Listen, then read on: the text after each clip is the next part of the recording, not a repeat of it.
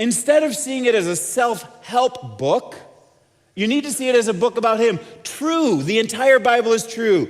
It's a history of God's interaction with people, the nation of Israel. True, it's full of wisdom. True, it's authoritative. True, that aligning your life with it will change you from the inside out. But ultimately, the Bible is about Jesus.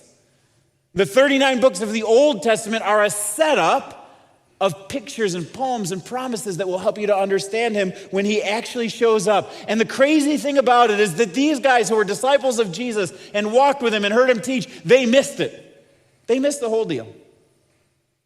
And you know the crazier thing? Is that oftentimes you and I, who have the advantage of looking back and seeing Jesus' life and death and resurrection, we miss it too. We miss it too. You ever wonder what Jesus said to them when he started with Moses and the prophets and explained everything that came out of the scriptures? I think there's all of these stories and poems and promises that were there, and I'll bet Jesus just started knocking them off one by one. If I was going to speculate what I think Jesus might have said, it may have gone something like this.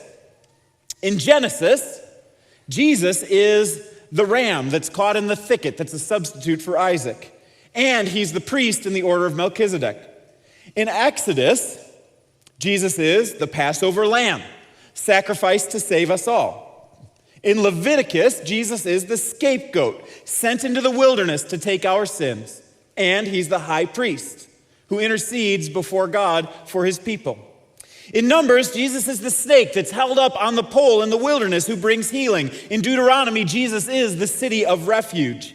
In Joshua, he's the scarlet cord that keeps our enemy from destroying us. In Ruth, he is the kinsman redeemer. In 2 Samuel, he's the promised king whose throne will last for all eternity. In Esther, he's the one who would intercede for his people against certain death. In 7 different Psalms, his crucifixion is described in graphic detail. In the Song of Songs, he's the great lover. In Isaiah, he is the suffering servant and the fulfillment of dozens of specific prophecies.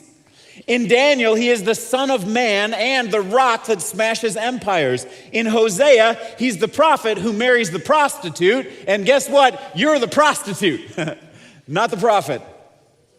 In Amos, he's the restored tent. And in Micah, he's the Messiah from Bethlehem. Guys, this is just a small snapshot. This is just a sampling of the poems and pictures and promises and prophecies that are all about Jesus in the Old Testament. You see, God had been setting up humanity for thousands of years by interacting with Israel, by giving them these pictures, by showing them exactly what things are going to look like when Jesus comes. And when he comes, and when he dies, and when he rises from the dead, all of a sudden you have a new lens through which to look through and say, God master planned this all along. Is that not cool?